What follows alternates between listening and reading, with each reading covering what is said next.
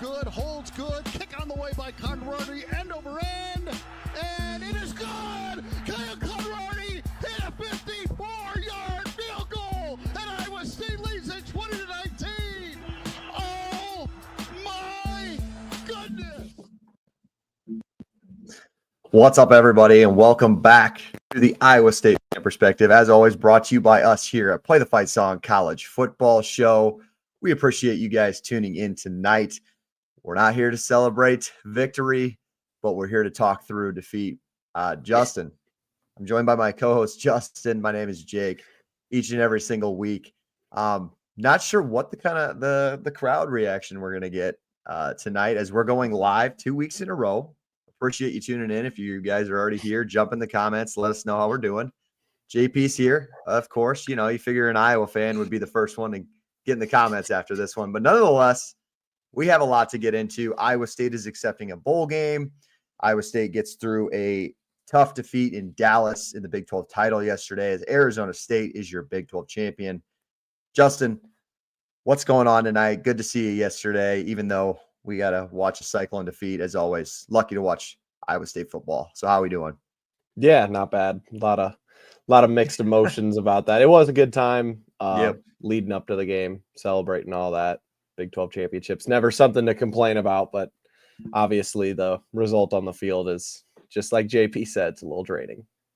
Yeah, I think anytime you're in the national spotlight and you get beat in that sense, just with the anticipation and the preparation and, you know, the excitement to the build up to the game you look forward to all week, and we talk about it and everything. And then for that result, it's tough, but we'll probably touch on a lot of different things tonight. I don't know. We'll see where the show goes. We will touch briefly on Iowa State's bowl game versus Miami in the Pop-Tart Bowl. Let's go. We're going to burn a Pop-Tart. Awesome stuff. And then obviously we're going to spend the majority of this talking about the Arizona State football game. Maybe we'll get some Arizona State fans back in our comments, Justin, letting them know. But we were dead wrong. I don't know actually how dead wrong we were. I thought I had a decent read on some of the stuff, but Cam Scatterbo was an all-timer. Sorry, well, before we get into the Arizona State game, he's got one more comment for us. Came out of that with much more respect for Rocco, Graham, icon already. Yeah, we will talk on that. Just the hit that Rock took, just the way he got back. He's as far as State quarterbacks go, I think. But I think before we jump into this, and don't let me get too far ahead of stuff, our shows are always brought to you by No Rivals. Shop norivals.com. Use the code PTFS at checkout for free shipping. The best college hats in all of collegiate sports. Justin, do you have any more things you have to say on the top of your mind before we jump into Arizona State? I know my mic is choppy a little bit. It was there for a little bit, but it cleared up while you're plugging our boys No Rivals. So I saw they came out with some new hats, Boise and BYU, but no Iowa State hats still.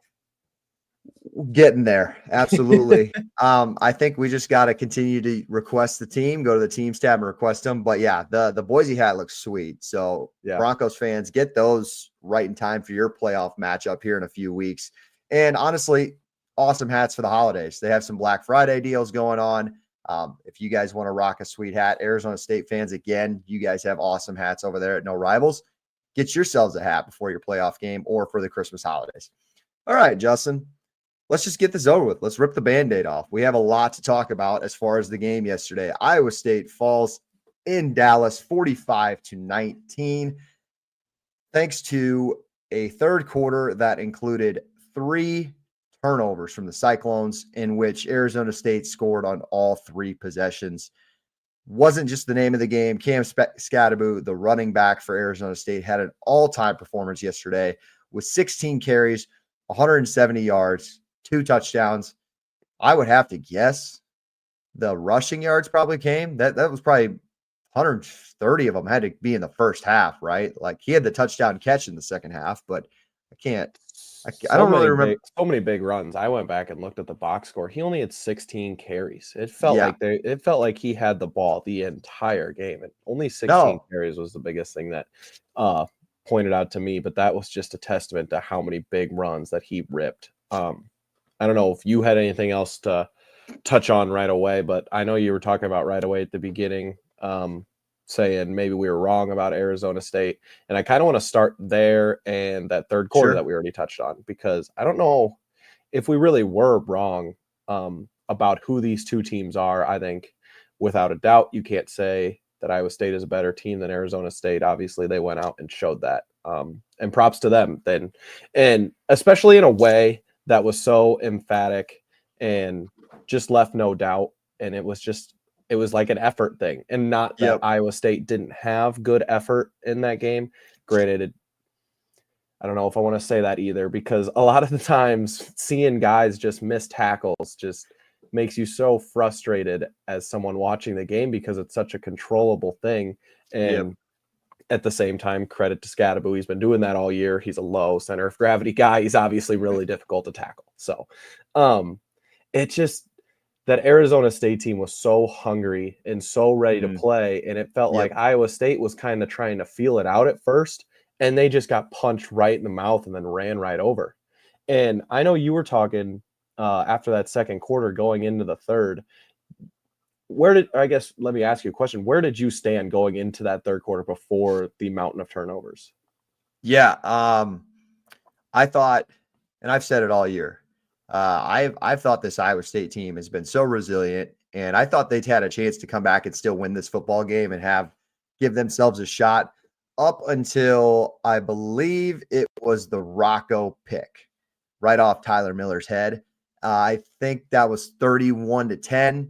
They got the ball on Iowa State's 35, I think, and they took 2 or 3 easy plays to score.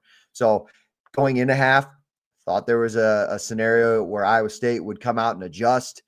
And to Coach Haycock's credit, or just like, I don't know, make an excuse for him or whatever it may be, I thought his game plan was great. They if you go back and listen to the post game with the players, J.R. Singleton, Miles Purchase talked about population on the ball. They had to have numerous guys putting all hands on Scadaboo, and they didn't. Go back and watch first half. There's just single guys, one-on-one stuff with the back seven, and Iowa State missed so many tackles. Yeah, it wasn't him breaking multiple tackles at once. It was, all right, one guy, I'm gonna put you in the dirt. Who's next? Go for the next guy. All after that, they really did a bad job of team tackling, that's for sure. So, and all that being said, going into half, thought Iowa State had a chance to make adjustments. Coaches can't make adjustments for fumbling the football. Coaches can't make adjustments for poor tackling. None of it. I honestly thought none of it was on the coaches yesterday. I mean, obviously Campbell, as always, goes in and says it's on him in the post game as far as the tackling stuff is concerned, because he thought they'd shirt it up better. And I thought they tackled pretty well a couple weeks ago against K-State, but Cam Scadaboo, he's different, man. And let's not forget the Big 12 freshman of the year, Sam Levitt. 4 total touchdowns and just monstrous scrambles for first downs. I think that was more frustrating than anything for me, Justin. I like you. Not outside the Scadaboo run. Yeah, his best plays came at the most critical times. That was the problem for us. And I know you said you didn't blame any of it on the coaches, but I kind of wanted to backtrack there a little bit. I thought going into the second half, it was so mentally defeating the first half that even the coaching staff acknowledged it. I don't know if you listened to Campbell's post-game press conference. They asked him about not calling a timeout there at the end of the second quarter and then just going into half. And I totally agree. And I had one of my buddies texting me about it too. It's like, why didn't we call timeout there? And Campbell's like, we kind of just needed to gather ourselves. And Yes. I just think that was and that's true in a sense, but that Arizona State team was so ready to play, and they didn't have to take any of those times to gather themselves. Like, they were ready to just run right over us. And I felt like the whole team wasn't ready for that moment, or at least they weren't as ready as Arizona State was yesterday. I felt the urgency lacked. There was lack of urgency. Absolutely. Just the way that Arizona State I think they scored on their first 3 possessions. They got 17 points in their first 3 possessions. Iowa State scores on its first 2, which was encouraging.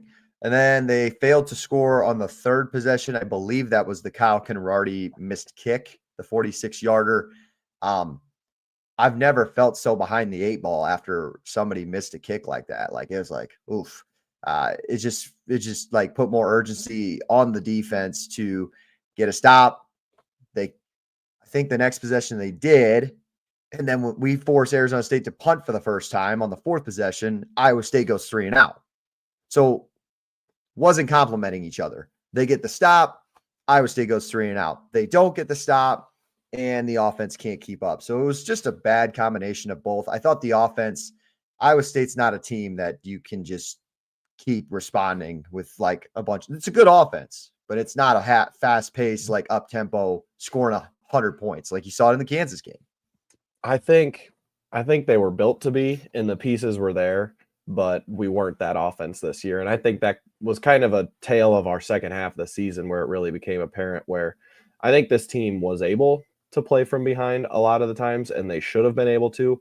The way the team was formed, having like our 2 best players on offense being these 2-star receivers. What's up? I'm sorry. I want to stop you there because play from behind.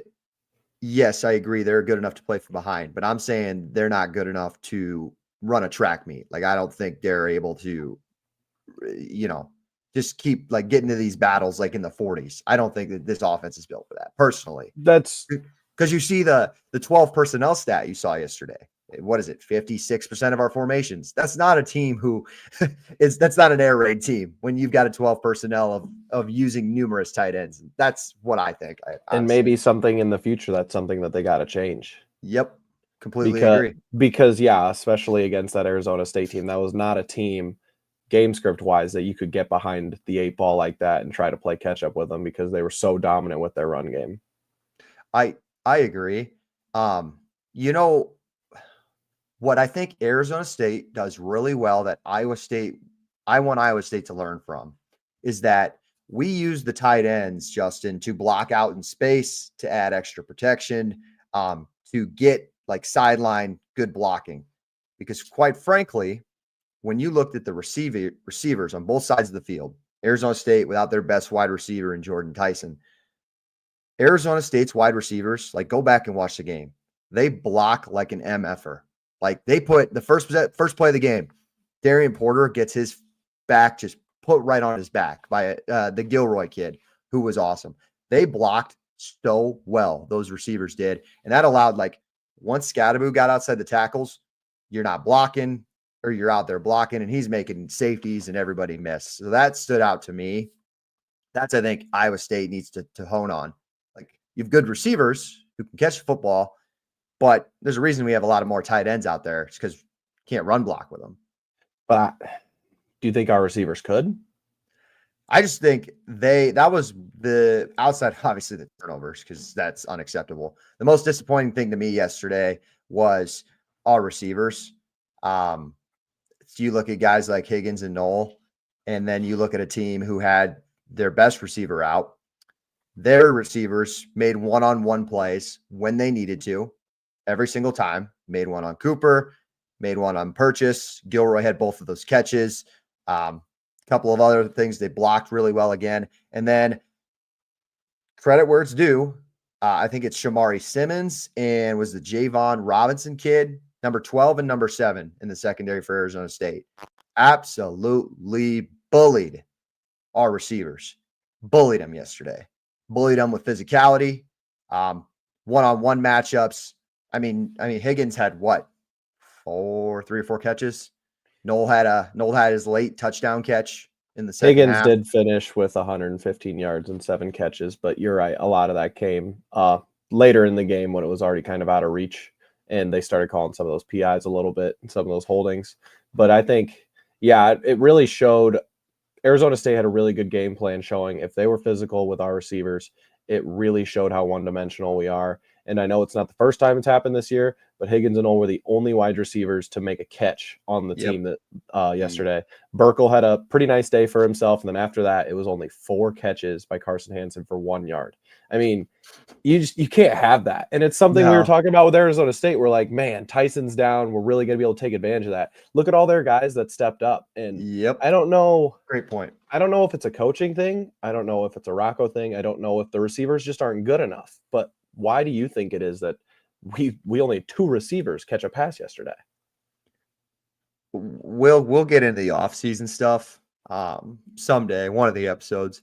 But one of the questions I want answered in the offseason is you go in the portal and you get guys like Isaiah Alston, Eli Green.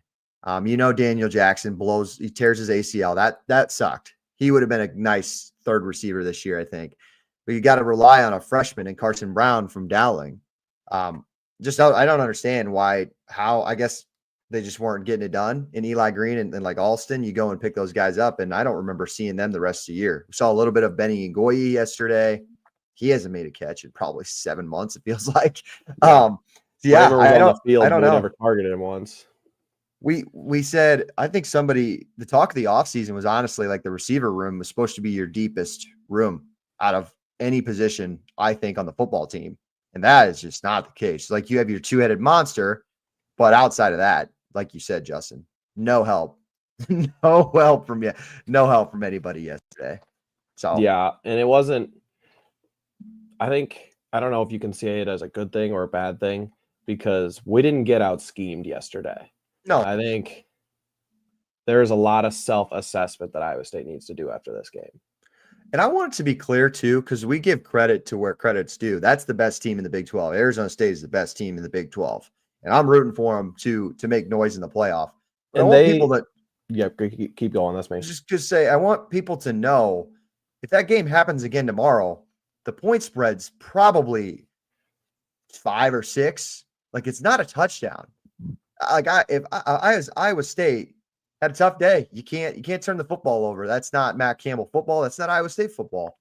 But let's not get it twisted that Iowa State couldn't beat BYU, Colorado, Arizona State tomorrow. I'm not saying they're better than those teams, but these people here, like, just on Twitter about, this team didn't show up. They're not good enough. The strengths of schedule makes them frauds. I don't believe any of that. And it's the Big 12, and turnovers killed you yesterday, and the other team did not, and they were able to capitalize on every single mistake you made. Sorry, the last thing I was going to say, Justin, before you go, this one was apparent to me. So after the biggest play of the game, I think, was that fourth down call in the first quarter. I mean, the set of balls Kenny Dillingham has to go for on fourth down on your 35, already down 7-3. And that could easily be 14-3 Iowa State. After Iowa State got that third down stop, ESPN's percentage chance to win the football game, whatever that thing's called, Iowa State was a 66% chance to win the football game going into the fourth down play. So, like, the momentum, this game was all momentum, and Iowa State's door closed on them after that play, it felt like. Yeah, they were ready for that. And Levitt made a play with his legs, which has been an issue for us all year. His quarterback making plays with their legs. It's something should have been prepared for. It's something that we knew, but I don't know. We weren't set up to stop it, I guess. I don't know. Well, that was the play. The fourth down play was the one where they went putting the pressure on him with Scadaboo and Levitt. They go a little like play action. Bo and Tayshaun James both just fell for it. Oh, was that the pop pass? Yes, for the 60-yard. I thought that was I don't know. I thought that was later in the game. Nope. That one put them up for 10-7 instead of Iowa State being up 14-3 early in the first quarter. So yeah, that was one of the bigger plays of the games. Iowa State, obviously, was well within that game after that play as they went down and kicked a field goal to tie it. But just this was one of those things you look back, you're like, damn, just don't fall for that so hard, and could have been a different outcome yesterday. I thought yesterday felt like a lot of different momentum opportunities. Yeah, a lot of opportunities missed, just like you said. The one thing, I mean, let's kind of stick to what went wrong for Iowa State defensively, because obviously you give up 45 points regardless of the turnovers. I thought the back seven had a tough day. Some people, I thought the defensive line played fine. I thought their gap scheme and everything else, they're like staying in their lanes. Thought they did exactly what they needed to. And you needed linebackers and safeties to step up and make tackles. And that just didn't happen. I mean, Scadaboo had over 100 yards just after contact yesterday. Najee. I mean, he was meeting He Keith. was breaking tackles every play. I mean, that's something we've been relying on every year is our secondary being some of our best tacklers. And maybe we were just too confident in those guys back there, but Scadaboo was pretty excited to see those guys were filling the holes. That's for sure. I mean, go back and watch. Like Iowa State's meeting him 2 or 3 yards in the hole most times, or at the line of scrimmage. It's not like guys weren't there, but you got to tip your cap, right? Just a dude was a freaking monster. And that was what ultimately lost you the game. It kind of not as extreme because I think that was still way more humiliating, but it reminded me of Christian McCaffrey and against Iowa back in the day. But Iowa State, like Iowa literally lost it from the opening kickoff. Iowa State was in it in the first quarter and a half or whatever. But that's kind of what it reminded me yesterday, just how special of a performance that was for Scadaboo. Yeah, there was a lot of people talking about the similarities between Iowa and Iowa State and some of their seasons where Iowa State fans were saying Iowa didn't deserve to go to a conference championship and they kind of fall apart at the end. Do you think there's any validity to any of those statements? Sorry, I get that you think they're falling apart at the end of the season, or what do you mean? I don't know. I just think so it's like something I've been saying is like Iowa State was one of the best teams in the conference this year. And yesterday they just didn't show up and look like they were. And I've heard I know there's been like a lot of talk like saying Iowa State shouldn't have been in this game. And I didn't know like what you thought about that. I think it's bull. I think when you're in a conference of 16 teams, some years you're just going to be a little luckier than others. And when you have a conference like the Big 12 with that much parity, you come down to a 4-team tie or a 3-team tie, and the ball just rolls your way.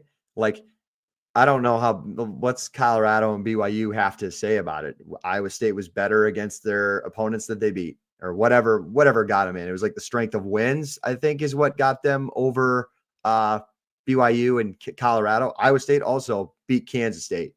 Colorado didn't. Tough luck. BYU, just tough. I mean, you should have lost to Utah probably. You lost to Kansas on a pooch punt. And then you didn't beat Arizona State. And Arizona State beat you outright, and they were the best team in the conference. So, like, it's not like Iowa State didn't take care of the games they should have.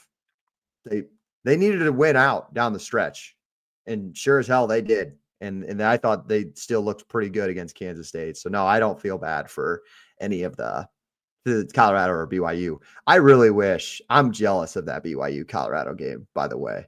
What do you mean really jealous? Like, I really wish Iowa State would be playing one of those two schools. Well, I guess your only choice would be you're playing Colorado because they're the former Pac-12 school. But I wish somehow, like, what's it matter with these bowl games, right? Like, why not play two Big 12 teams who didn't play each other this year? Like, we haven't seen that. If guys are going to play, which as of today, Shedeur and Travis Prime said they are. They're playing in the bowl game? Yep. He said everybody's playing. Really? That surprises me. Now, he didn't say like they're playing the whole game, but he said they're playing. So yeah, a little jealous there. I kind of wish Iowa State would play one of those two teams just for like the bragging rights, right? Like I think I retweeted it yesterday. Some of the BYU fans like pre-ordered their tickets in November, and so they had to go down to the game. And yeah, that was kind of funny. Like that's a rookie mistake right there. Those tickets were going for like $12 before kick. Those guys are just too confident. I don't know what they're not ready for the Big 12. They weren't ready for the chaos of the Big 12. I think they'll learn their lesson. And I love the BYU fans. They're a fun fan base, and they deserve to be excited after that after like the first month of November. But yeah, tough deal. Any more closing thoughts like on this Arizona State game? I don't know if there's a ton more to get into. You beat yourself. And you had a running back who was just all-timer yesterday, and that's the name of the game. I don't think there's really much more mind you gotta say. Let's go to the comments though a little bit. Lorenzo said, talking about Scadaboo, he runs hard and he initiates the contact. He sure as hell does. He wanted every single part of contact. I think the most impressive part about those runs, Justin, I think they came in the second half. was the ones where he was backpedaling and getting 5 yards. You remember that? Like, he has Dom Orange on top of him, and he's backpedaling for 3 extra yards. Good play. I don't think I've ever seen that. I really don't. The level of aggression and physicality that he brought to that game and that team brought to the game is playoff worthy. And it's something it was a level that Iowa State hasn't seen this year, and it's something that Iowa State hasn't provided this year. And you sit there at the end of the day and you're watching some of those games, you're watching like the Georgias and the Texases and like Penn State and Oregon and stuff like that. And the level of physicality and aggression that like those teams have like in the trenches and out on the outside is something that Iowa State still needs to install in their program if they want to win games like this and if they want to compete in a top 12 level in the country. And obviously this year was a huge step forward for the program, but you still watch some of those games, watch some of those guys. I still think some of the athletes, some of the players that Iowa State have can compete in those big time levels, but as a cohesive unit, it's just something we still haven't shown. You said it the other day, Justin, right? Like, we laugh sometimes and make fun, but with Matt Campbell in this journey, it's a process. And I think that I came out of this yesterday that you still have a chance to win 11 football games. It's a great season. You had a chance. You had your opportunity to get to the playoff. That's all you can ask for. And I think you said it perfectly. There's a lot of things yesterday that happened that I think Iowa State will learn from. And we'll get into all the offseason stuff another time, but this roster's got enough to get itself back in position to go to Dallas again next year. And it never comes easy. Like, you learn from 2020, and then you learn from the downfall in 2022. You made your kind of progress in 2023 leading up to this year. You got to the mountaintop, you fall in that moment, and now, like Campbell always says, how do you respond? Really interested to see. Because something about some of those previous losses, as the program has been being built, a lot of those losses were especially in the conference, were to teams of higher caliber recruiting, Oklahomas and the Texases and the TCU in 22. I mean, you could list quite a few of them, but I don't think that Arizona State team really had higher quality athletes or recruits than this Iowa State team did. They were just more prepared and more aggressive and more physical. And that was really what it boiled down to. And it was clear as day embodied in Scadaboo's performance. And that's just hopefully something we can learn from and grow from. Yeah, we'll touch on recruiting actually a little bit at the end of this episode. That's kind of a good jumping point. But the last comment I wanted to check out is our guy GA. He always jumps in our live Wednesday shows to play the fight song. So we appreciate him tuning in tonight. But he kind of summed it up perfectly that we talked about, Justin. He thought Iowa State needed a win because of good run defense, turnovers, and that's exactly like the two things you lacked probably the most yesterday. Those are the two worst things you accomplished. So yeah, he's completely right. But the writing was on the wall. I'm not surprised. That's the last thing I'll say, Justin. I am not surprised from what happened yesterday. We laid it to the degree that it happened. Yeah, to the degree of Iowa State getting killed. Yes. But like, we knew what Iowa State had to stop in order to win, and they didn't do it. It's not like something came out of nowhere. Like, I guess the receiver stepped up. That could be one surprise for Arizona State. But other than that, like, we knew it came down to 10, and it came down to Scadaboo. So kudos to them. Yep. Yeah, I don't have much more of substance to add to that. So all right. Let's take a quick break. We will cover some bowl game stuff here briefly. But before we get into any of that, check out our partners at No Rivals, shopnorivals.com, using the code PTFS at checkout for free shipping. They cover us at all of our episodes and shows here at Play the Fight Song. Check out our live Wednesday show at Play the Fight Song, where we're going to cover the entire college football landscape. I think this week we're diving into some Army Navy, some playoff reactions, and everything else. Justin, so bowl games are here. Believe it or not, yesterday did kind of suck, but Iowa State has one more football game to play, and they will be heading down to Orlando, where they will take on the Miami Hurricanes in whatever fashion. I have no idea which Miami team's going to show up as far as players are concerned. Initial reaction, though, I'm excited about this game. I think this is a decent second consolation from playing a Big 12 team in the Alamo Bowl. I will not be going. I know we won't be going. I'm interested to see what the crowd is for those who travel down, but it's a big name brand. And regardless who plays, I think this is an exciting opportunity for Iowa State to try and go and get 11 wins. Yeah, as far as bowl games go, I think this is the best possible outcome we could have had after what happened yesterday. The Pop-Tart Bowl was one of the funnest bowl games last year, and it's one that people recognize. And we play at 2:30 on a Saturday, right in prime time. Mm-hmm. There's going to have a lot of eyes on us again, playing one of the biggest brands in the country. I mean, regardless of if Cam Ward plays or not, this is another huge spot for Iowa State that can at least end the season in a good note and at least get a better taste in the mouth and put the program in a better light in the national perspective as well. Yeah, you said it, right? Like, who is Miami going to have out there for a roster? And that's why we will break down the game when it gets much closer, just because with transfers and opt-outs for the draft, we'll attack that when it gets there. Will Cam Ward play? The quarterback there, he's a top 10 draft pick. He's probably the best quarterback in college football. Man, oh man, I want to see Iowa State play him, but I really, really doubt it. But Colorado, Shadur's playing, so who knows? But the culture Mario Cristobal sets there, like, not to slight anything, but he signed a $10 million contract to play for Miami for a year. I don't think he's concerned about playing in the Pop-Tart Bowl. I think that's a little bit above him.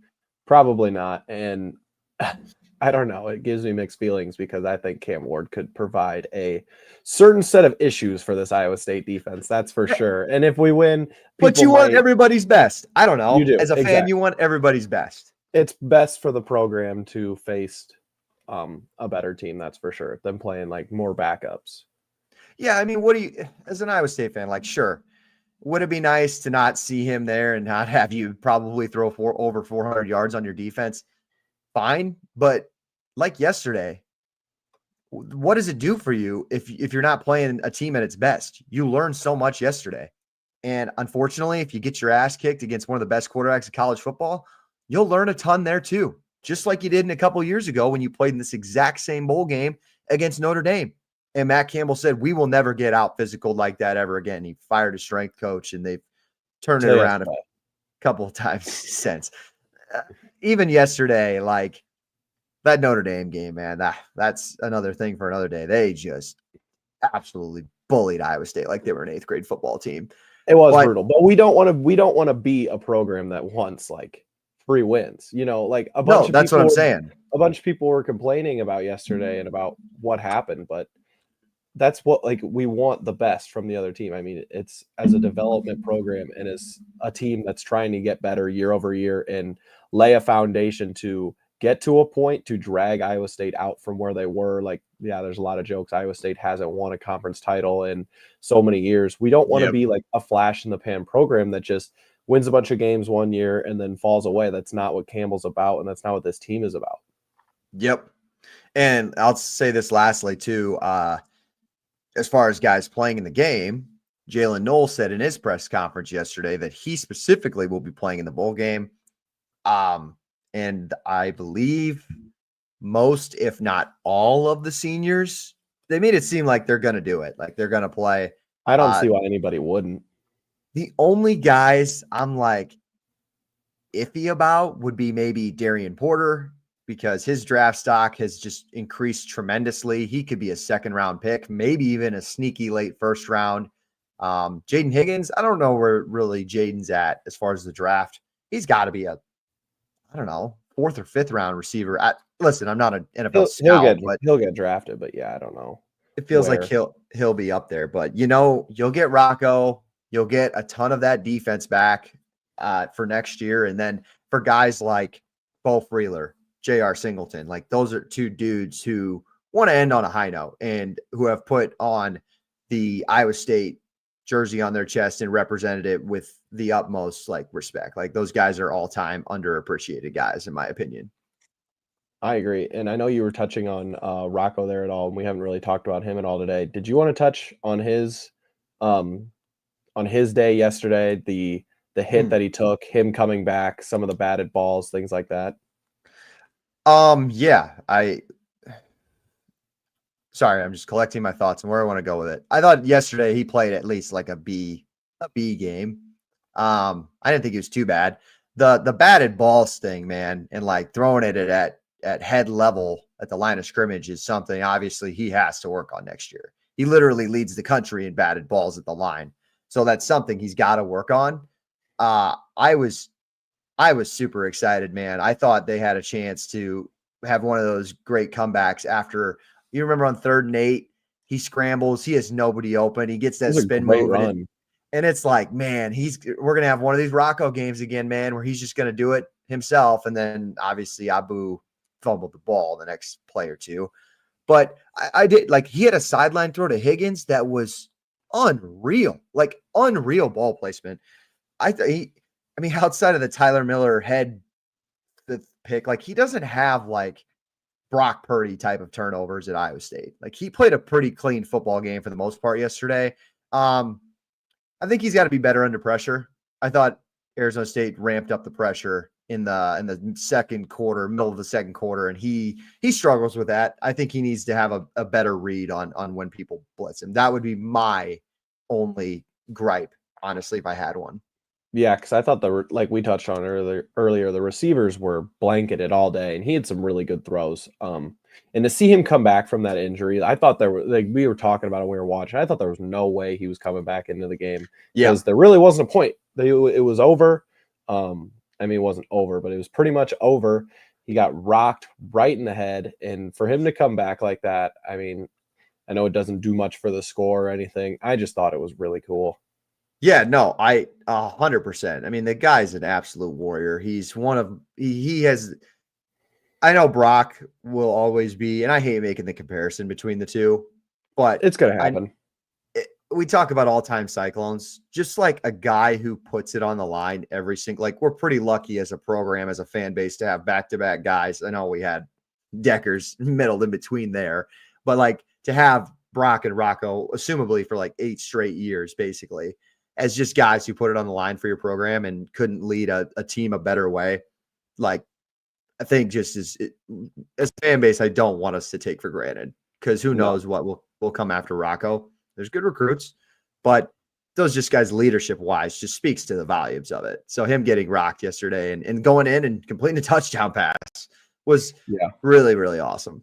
Yeah, and I know we're going to touch more on the Miami game in in a future video, but I really just want to these guys yesterday we talked about it a lot, the physicality. It seems like they gave up, but I really don't think that was the case. I really want to see them end out on a better note than yesterday and leave it all out there, which I think they will. I know right now we're not in the best position as a program, like where everyone's headspace is at, but nothing about this team has shown me that they're going to give up and lay down in a bowl game. Quick prediction: if I could see the future 3 weeks down the road, I think Miami doesn't play its guys. I think they're bitter and butthurt about not making the playoff. I think Mario Cristobal is soft as far as culture goes. I do. It's entitlement. Like they're an entitlement program. They just played with their food all year. They don't deserve to be in the playoffs. So for them Chris to be Ball is 0-1 against Matt Campbell for anyone who cares. Thank you for saying that. I was just going to say that. So I think Iowa State's going to have a pretty full roster. I think they're going to have half the roster. And Iowa State, I hope, just goes out there and kicks their ass because it just speaks to the volumes of where Iowa State is as a program compared to like an entitled one like Miami, where they think they're like top 10 every single year. And they're just, I mean, they're a good football team, but they were not head and shoulders above anybody in the ACC for that matter. So that's my opinion on it. They do have an Albany transfer who they picked up before Cam Ward last year. So he'll get his first run, probably like a tryout to see if he'll be the quarterback for Miami next year. And Miami recruits at a top 10 level basically every year. So these backups, Justin, you're going to be going against 4 and 5 stars, young guys, but you're still going to be going against probably future NFL players soon. It's not going to be easy. So yeah, I think there's still a ton to play for. I'm excited for the bowl game. It is what it is. I think you deserve to be in this spot. Any more bowl game thoughts? No, I think I'll save them probably for the for our next video on it. We have plenty of time. All right. For the conclusion of this episode, we'll touch on just a couple of things. National Signing Day was last week. Iowa State finished 10th, according to 247 in the Big 12. Not exactly where you want to be, 53rd nationally, but like Campbell says, he says they love the guys they picked up. They flipped an offensive lineman from Utah who was committed to Stanford, last minute committed for Iowa State. So big time there. And you're a developmental school. Iowa State's always going to be in the 40s to 50s. And you just trust that this coaching staff's going to make great players out of that. You still have Alex Mansky, who's the number 2 rated player in the state of Iowa at quarterback. You look at a guy who could possibly be a Rocco replacement in 2 or 3 years. So you're excited about that. You signed 4 offensive linemen and 6 of the top 10 kids in the state of Iowa. So Iowa State wins the recruiting battle in the state of Iowa. So that's definitely something that you didn't do in the old Campbell era, or like, I guess in the Rhodes era is what I should say. Rhodes, McCartney, all that stuff. I don't know if Iowa State's ever really done that. I mean, since Hayden Fry kind of came in at Iowa and took over there, Iowa's kind of dominated the state of recruiting for Iowa, or for the state of recruiting in Iowa up until like these last 2 years, really. Correct. And those state of Iowa kids, like there's talent there, man. Like the Will Hawthorne kid from Gilbert's a 4-star according to 247. Alex Mansky, I think, is a 4-star according to On3. Will Tompkins, the offensive tackle from Cedar Falls, was a huge get. Excited about him, man. He's been a 4-star in some recruiting sites too. So you're getting guys who are decent names in the state of Iowa. So really, really encouraging there. Transfer portal window opens up officially for the winter cycle tomorrow. We're recording this on Sunday night. No Iowa State guys have jumped in the portal as of yet. You know there will be. You just kind of wait and see who it will be, I guess. It seems like there's a lot of encouragement that you're not going to lose like big time stars to an SEC school or anything like that. Justin, you said you listened to the post game conference with press conference with Campbell yesterday. Did you hear his all-time quote? I think you'll love this one when he was talking about the portal. No, which one? You'll have to refresh me there. No, they asked him something about portal opens up on Monday. How do you handle that with the bowl game and stuff? He's like, yeah, we'll attack the portal as we do, and whoever wants to leave can leave, but we're transformational. We're not transactional. Oh, Matt Campbellism. Just a great Matt Campbellism right there. I'm sure he was holding that one in his pocket. Quick transfer portal thoughts. There's a lot of rumors that Iowa State's going to be going after receivers. Clearly, you have to replace 2 1,000-yard receivers. Anything in mind for you, like position-wise, that you think Iowa State would want to go after? Or are you kind of just in the train of like, yeah, let's just go get some receivers? I think that could complete this team. Yeah, I mean, looking at this roster, we're going to lose a lot of guys in the secondary too. Receivers and secondary were spots where we have a lot of seniors that are going to be gone. So whenever you can pick up guys like that to fill holes is going to be huge instead of having to lean on all new guys, because there are a lot of open positions on this team. I think so too. But yeah, man, I've heard, I think it was like some Cycle Fanatic stuff.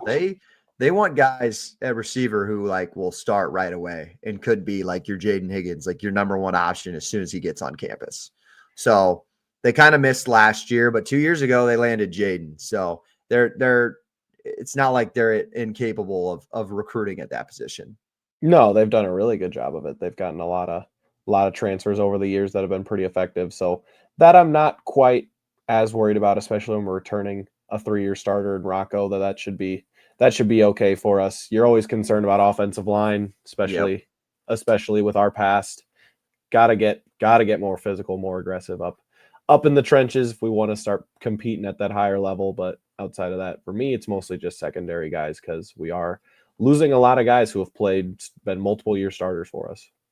So I definitely agree. They recruited a lot more offense last year in the portal. Jalen Jackson, Jalen Travis, the receivers, etc.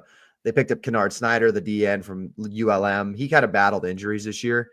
I think, you got to go get somebody on the D line too. I think you're gonna have a lot of linebackers back, a lot of young, healthy. Oh yeah, I mean, I think this year has clearly shown how deep we are at linebacker. I don't think that'll be an issue at all unless 8 of them get hurt again. So I'm with you. I think you need somebody, maybe a defensive end, and I would like to see you got to get I guess it depends if Malik comes back. The Verdone situation is interesting because he's technically a junior, but he walked on senior day. But we'll have to wait and see. Good stuff there, Justin. Before we get out of here, Iowa State finishes in the college football playoff ranked 18th, as you can see here on the YouTube. You got any playoff thoughts before we just do it? We jump all into it next week. Not necessarily. A lot of my college football interest was kind of growing and waning with Iowa State as the year was going on. I mean, not to an extent. I watched all the games yesterday. I had a lot of fun watching that SMU Clemson game and the Oregon Penn State game.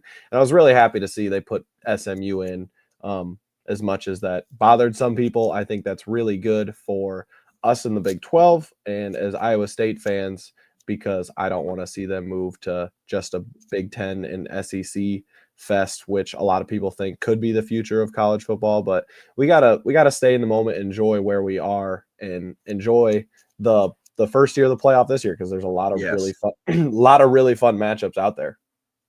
Really well said. But while I hate the buys and like the automatic qualifiers for the buys, really, really happy that Arizona State got the 4 seed. That was really cool for the Big 12. I think they should be the 3 seed if we're putting Boise ahead of them, but that's another argument for another day. I'm not going to nitpick. Them and assumably Texas, Arizona State, Texas will be interesting because, there's a lot of narratives in that one.